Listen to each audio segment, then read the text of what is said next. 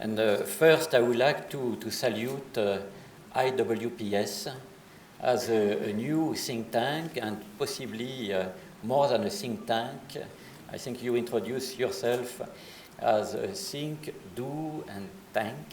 So it's a kind maybe of new concept, and you will, Tamim, maybe elaborate on it in the course of the deliberations today. But certainly we see an ambition behind this announcement.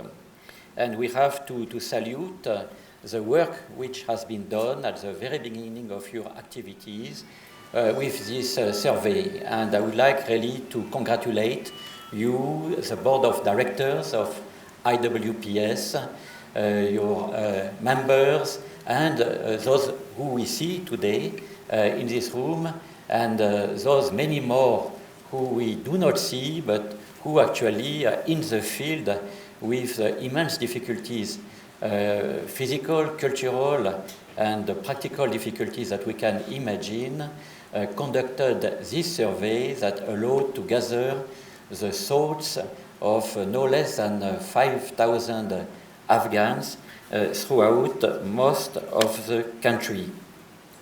60% of people being interviewed were in rural areas.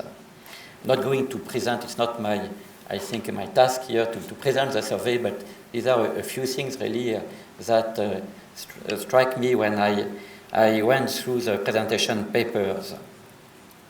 I really appreciate, and I am extremely grateful that you have invited me to invited me and then to give a few words at the beginning of this session. I think this is the acknowledgement of the role EU is playing or trying to play in the context of the peace process. EU and many of our member states, some are really on the front line, but EU itself, and it was through the voice at the time she was the head of EU diplomacy, Madame Mogherini, a little bit more than 1 year ago now in Geneva at the ministerial conference on Afghanistan. Federica Mogherini identified 5 areas where EU was willing to play a supportive role to accompany the peace process. And in these 5 areas, 5 objectives, she put first inclusivity. And I think this resonates well with the survey we are going to discuss today, since it is all about bringing the people of Afghanistan on board of the peace process. We all know that peace itself will be concluded in a conference room, but peace will be implemented in the field, in the villages, in the valleys, in the mountains of Afghanistan by the people of Afghanistan. And if what will have been negotiated by the time and signed by both parties doesn't meet the expectations of the people, it will most probably fall into this category of the 50%, I think it's a statistic often given by President Ghani, of the overall peace agreements which fail to be implemented properly and in fact collapse in the first 5 years of their implementation. So in that context, I'm happy to share a few thoughts, having a look, more than a look, I hope, to the survey. I noted right at the beginning in the advance words that there is a very strong call for the peace narrative to be taken away from the foreign envoys, but nevertheless, I'm still happy and to give some thoughts about it. And I think you are totally right, as we always say, but maybe not often do. This is an Afghan-led and owned process, and we, foreign envoys, I speak only, of course, for EU, we should remain in a supportive role and let the Afghan really decide of their future. So, first, a few words about what I consider are the merits of this survey. And there I would put at the top of these merits that the survey really enshrines the people of Afghanistan at the middle, at the center of the picture. I think it is extremely clear, extremely urgent, and extremely necessary to do so.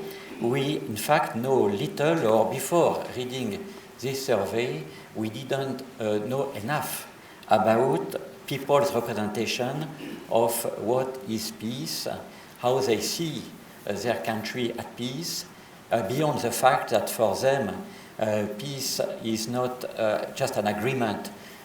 Peace is a whole set of new realities, new perceptions, the first of them being to be safe at home, safe when going out of home, so an overall sense of security that should prevail. I think in that context, very much the striking point of the survey is a methodology that you have retained, often encapsulated. It may look like a cliche, but it is very much a reality in that case, giving a voice to the voiceless. I think this is really, in my view, a very essential dimension. This is, I do a little bit of advertisement for the EU delegation here, what we try to do in this room when every 3 months or so we organize what we call the Sirina Dialogue. It's a way to open the debate beyond the elite, to offer the civil society, business people, religious leaders, who are not so often in the front line of public debate, a chance to address key issues for the future of Afghanistan. This is exactly what you have done with this survey. And what we hear from these interviews, which have been conducted in the field, is quite, I must say, quite encouraging, inspiring, and refreshing. There are 10 questions. Certainly you have read the document, so it's not for me again to summarize, but on 3 essential dimensions, I think the survey is providing extremely encouraging views. Typically, I would say on the role of women, we could have maybe interrogations, how especially in rural areas, this role of women in the peace process is being perceived, and what we retain among other important elements from the survey is that there is an overwhelming approbation for the women to play a strong role, if not a leading role, in the peace process.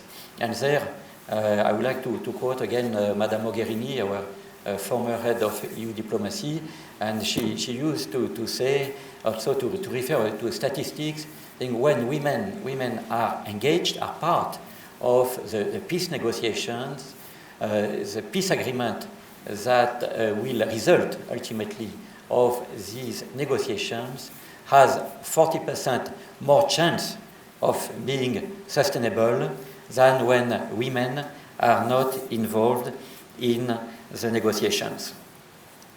And other important lessons given by the survey, and we like it, of course, is a very strong adhesion to the Republic. Of course, when we discuss in Kabul, some would say inside the Kabul bubble, there is no much debate about it. But we could wonder, how is it really perceived in rural areas outside of the provincial capitals? And there we see that the debate maybe between Republic and Emirate exists somewhere, but not among the 5,000 people, or most of them, who were interviewed by the survey. And I think it's extremely encouraging. It's a strong message passed to the Taliban, to the insurgents. People of Afghanistan don't want to see the Emirate, its ideology and its ways back to this country. And the third, I think, all 10 questions are important, but really another one which I consider to be extremely relevant is that this very massive support to the sense that for the peace negotiations, the government should be in the lead and no one else.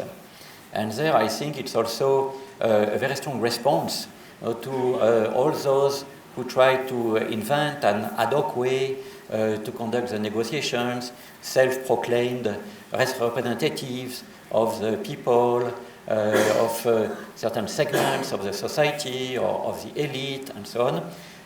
People of Afghanistan, it's not the international community, it's not any particular group, it's people of Afghanistan who have been interviewed, say sorry, but this is the role, the responsibility, the historical responsibility of the legitimate, the constitutional government of this country.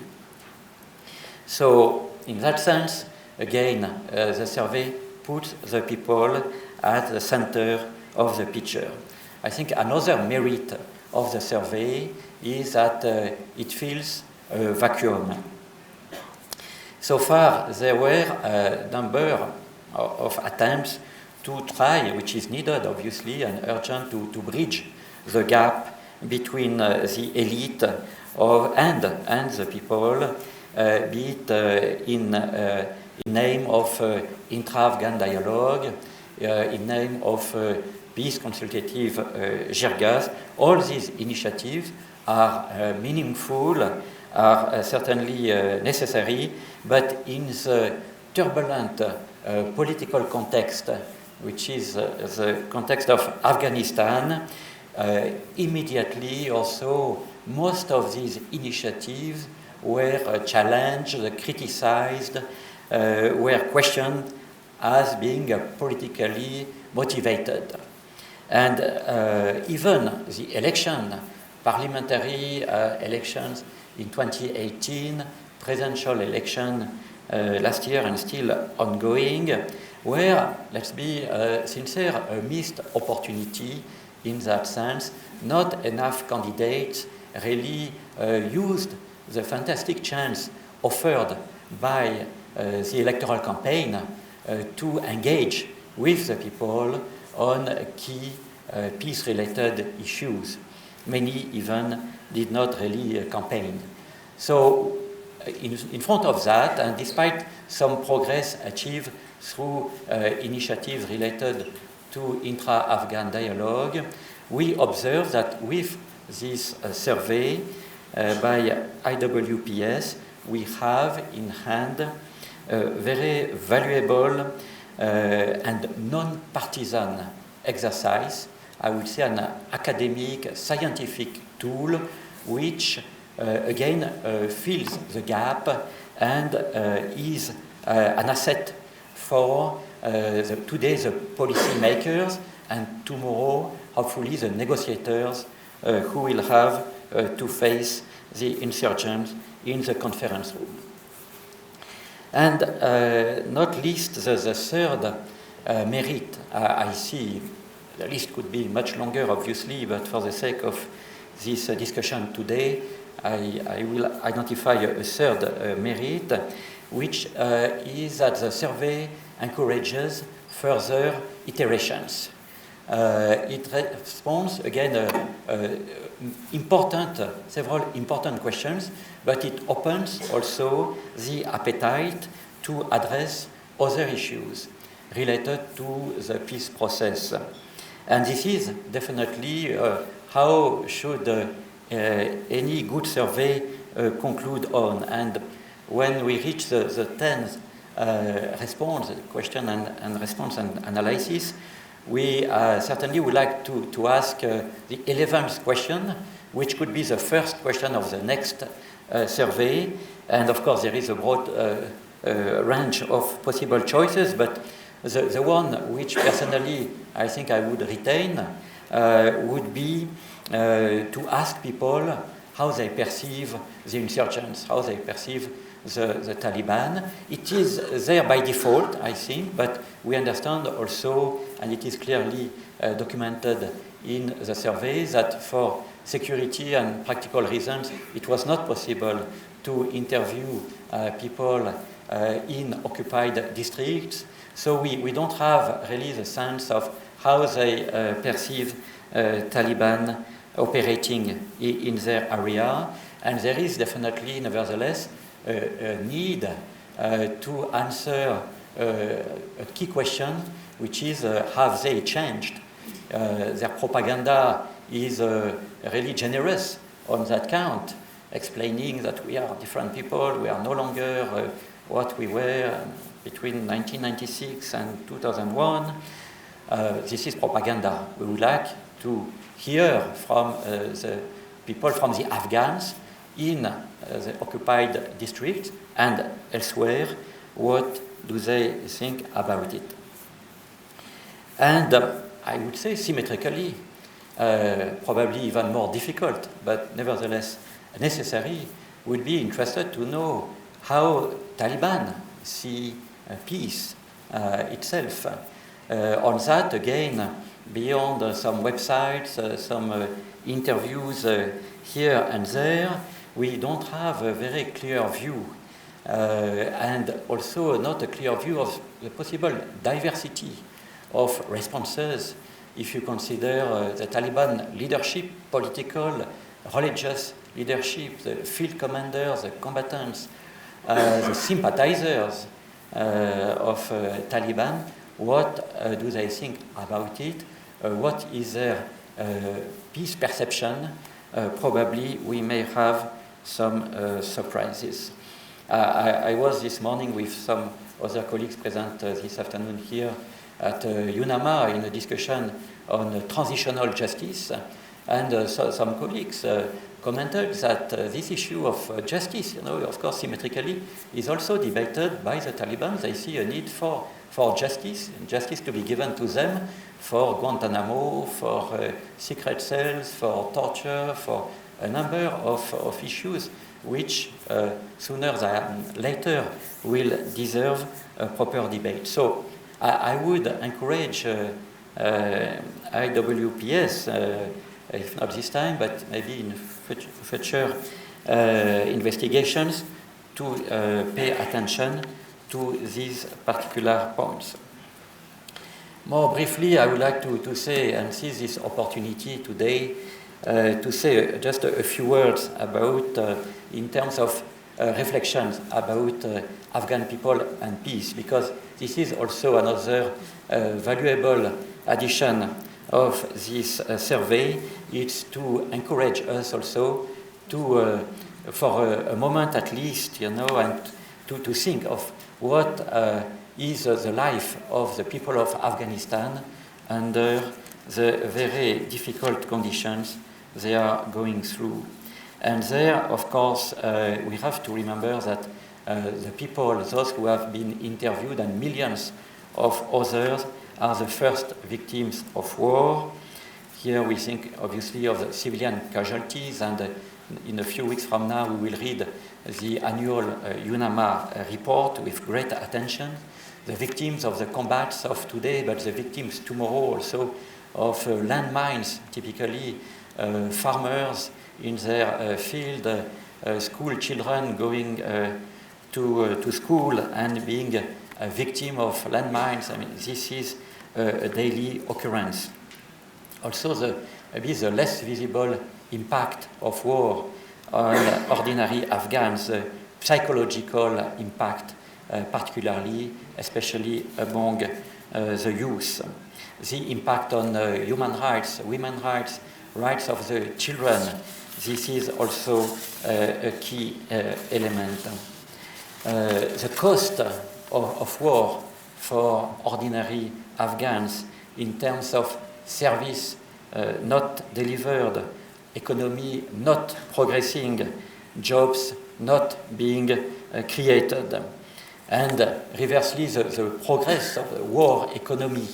And here we think of narcotics in the first place. We think of the 3 million Afghans, allegedly among them 1 million women who turned as drug addicts, and I'm sure for an immense majority this is a result of the overall security situation.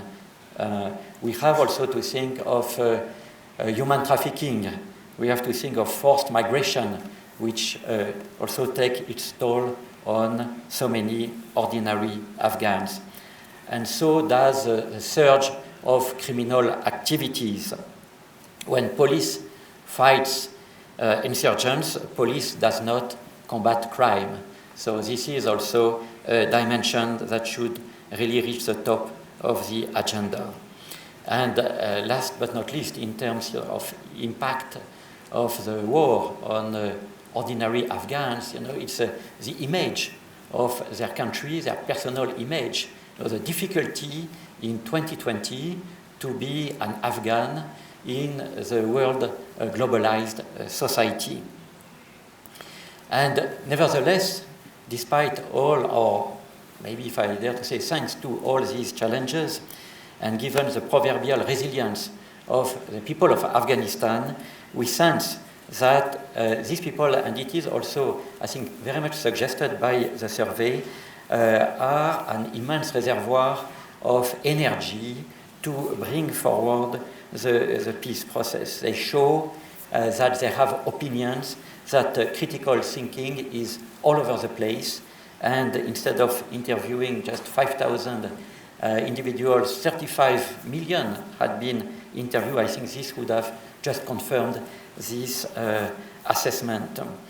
And this energy for peace, I think, expresses itself through different ways.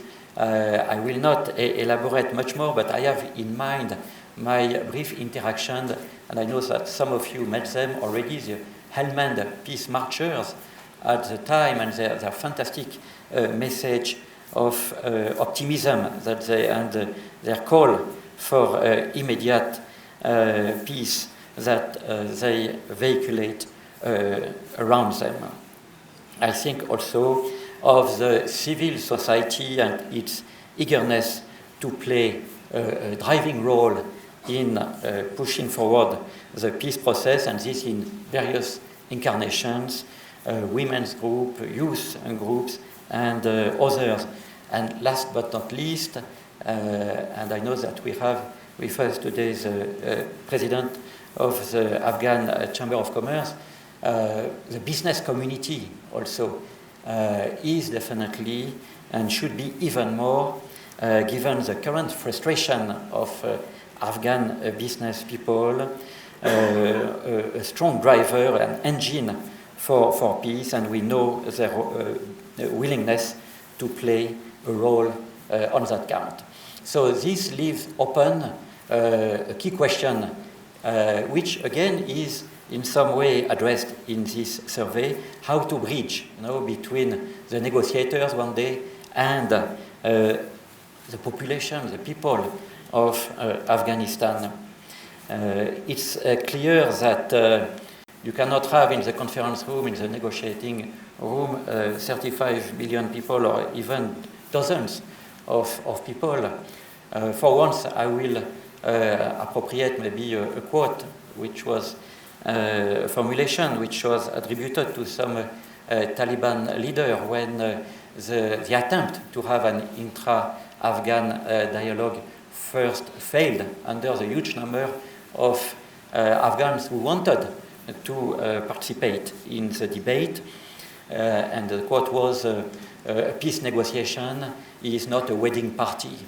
So you have to limit the numbers, you have to be extremely compact and homogeneous, but nevertheless you have to, when you are a negotiator, you have to resonate with the public opinion, with the civil society.